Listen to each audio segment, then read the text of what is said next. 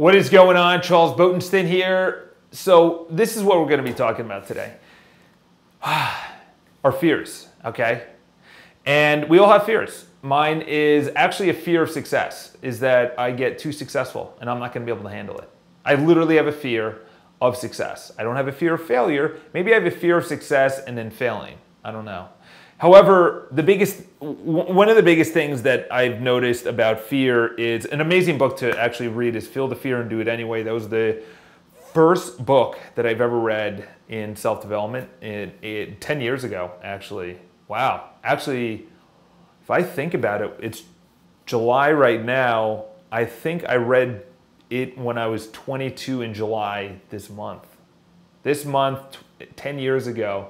I've been on the path for 10 years. That's crazy, and it's gone fast.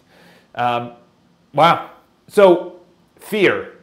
I had a fear there. Let's talk about that. I had the fear. So I was dating one of the prettiest girls in college. I would say top, first of all, she had the best personality, and she was very attractive, and she was the captain of the dance team, not the cheerleading team. Cheerleading team are a bunch of if you're on it, cool, whatever. But I like dancers because they're cooler. And I remember one of my buddies coming up to me and he goes, yo, we'll call her Deborah because she's a client of mine right now. That wasn't her name. He goes, Deborah likes you. And we're at a party and I'm like, nah, she doesn't. What was that? That was and I'll interrupt with my own. And the fear in my mind was that she actually does. The fear in my mind was that I actually had to approach her. I've never went out with a girl as pretty as this girl, Deborah. I always was more of I dated seven and a half, sorry, ex-girlfriends, but that was my own insecurity. You're all beautiful now and gorgeous. And I almost said her real name. Deborah was like an 8.5 with her personality. She was like a 9. Everyone wanted to date her, but she didn't date anyone. She never went out with anyone. She never hooked up with anyone. Maybe she made out, but never truly did anything with anyone. And when he said that, my fear was that she actually did like me and I would actually have to ask her, not ask her out because it was college and I was poor, but just to hang out. And he's like, no, she does. And then one of her friends came up to me and they're like, dude, Deborah really likes you. And I was like, so I had to, and I'm even thinking about the time, I was on my balcony of my house in college and she was there and I said, okay. And I didn't know anything about self-development or anything. I just went in and I remember just talking to her and I was not myself at all. I was who she wanted me to be, okay? So if I was today and this situation happened, what would I do? Number one is you have to identify the fear. You have to first identify the true fear that it's not because you've been drinking, it's not because she's too pretty. You feel you are not good enough for her on who you truly are right now. I didn't feel I was good enough being who I was. I didn't feel that was good enough for her. Identifying your fear, the true deep down fear is I'm not good enough. I'm not worthy. Worthy not in the sense of back in the day kind of deal, but I mean truly worthy to go out on a date, be seen with her, be able to handle all these other guys that are going to be hitting on her, all these guys that are going to be staring at her at basketball and lacrosse games because she's a dancer. But I had to literally approach her out of all these taller guys. Also, I played rugby in college, but it wasn't really that respected. It was kind of like the rugby guys. It was the guys that fought and drank. And listen, I loved it. I fit in. That's who I was at the time. But lacrosse and soccer, they got all the chicks. All the chicks wanted to hang out with them. Basketball, sort of. Baseball, yeah. But rugby guys, we were just a bunch of buffoons, and we kind of got the back end of the deal. And nothing towards that outside of the fact that I didn't feel that I was good enough. So number one is you have a fear right now. Whatever that fear is, you have to identify it for what it is. The fear is not an excuse. An excuse is, I don't have the money. I don't have the time. I wasn't born this way. That's not who I am. No, nobody, I wasn't born to be sitting in my office on a Sunday with a light and a camera and my computer right here. I wasn't born this way. I wasn't brought up this way. I wasn't this personable. I'm 32. I'm probably double the age of some of you. You know, imagine 10 years from how old you are right now, okay? Or if you're my age or older, it's like, say you're 42, you still have another 42 years minimum of your prime.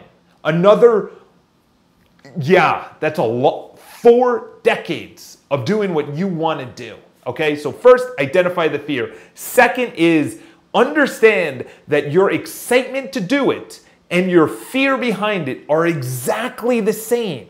So in other words, my excitement to actually go out with this person, Deborah, and that my fear behind it were exactly the same. So in other words, because if I was not excited, I would not be fearful. Let me say that again. If I was not excited, I would not be fearful. Because what you're excited to do and you haven't done before, you get a little bit of fear, okay? Here's an example. You've making a sports team. You're fearful of going against all these guys or these gals or whatever, and then you actually try it. Or starting a business. If you didn't care about starting a business, you wouldn't be nervous about it because you're like, all right, whatever. You'd be just apathetic to it. You just have no emotions behind it. So number one is identify the fear. Number two is understand that fear and excitement are exactly the same thing on things you care about. I cared about dating this girl. I cared about approaching this girl. They were the exact same thing in fear. And the third thing is you either do it or you don't do it. Don't think about it. I've learned about this. There are a ton of things that I just say, you know what? I am not going to approach that girl. And you know what it is? I feel relief. And I'm who I am. And then there's other times I say, you know what? Fuck it. Do it. Screw it. Come in on Sunday, film these videos for these beautiful people that are watching. Have a video a day now instead of, it used to be a video every 2 days, and then it was a video every 3 days, and now it's going to be a video every single day because that's what YouTube said. You need to produce enough content every single day. So I said, all right, you know what? I don't feel like doing it, but I need to do it. So I also could have said, you know what? I'm not going to do it today. I'm going to go this week with only having 2 videos because or 2 podcasts that are planned. So you either do it or you don't do it. As the wisdom man himself, Mr. Yoda, has said, do or whatever. I'm going to totally screw it up. Do or don't. There is no try. There is no try. You can't try to approach a girl. No. A try is you're not actually doing it. Tried, the past tense is that you actually tried. You actually did it, but you didn't actually do what you wanted to do. If I tried to approach and talk to Deborah, her name's not Deborah, and she's got a beautiful name. But if I tried to do that and it didn't work out, I tried, but I can't try and take this piece of paper away. No, you're doing it. No, you're doing it. So you have to be okay with yes or no. And then the fourth thing is, in the book, I'll just ruin it, feel the fear and do it anyway. The literal ending of the book is, I'll handle it. I'll handle it. I'll handle it. I'll handle it. Whatever happens, just say that over and over and over and over and over.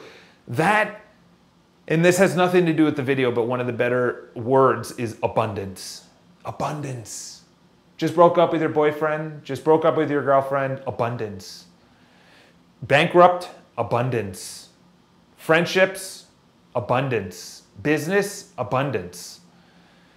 Whatever you want, you can handle it. You approach the girl and she says, no, I'll handle it. I'll handle it. I'll handle it. And then the other is abundance. That has nothing to do with the video, but those are 2 amazing things to have in your mind. Those are 2 things that I am continuously reminding myself of. So I hope this helped a little bit. That was very personal. Subscribe to the video. Obviously below is the free seminar. All right, Charles, we understand that you're promoting this stupid seminar. I already signed up. All right, I'm going to be doing it. I just want enough people. And I don't know if people actually signed up because they live in New York City, or they are just saying, yeah, I just want to sign up because we like you, Charles, which would be awesome. Or we just signed up to see how stupid your email would be coming out. All right, have an awesome day. Subscribe to the channel. I'll talk to you guys soon.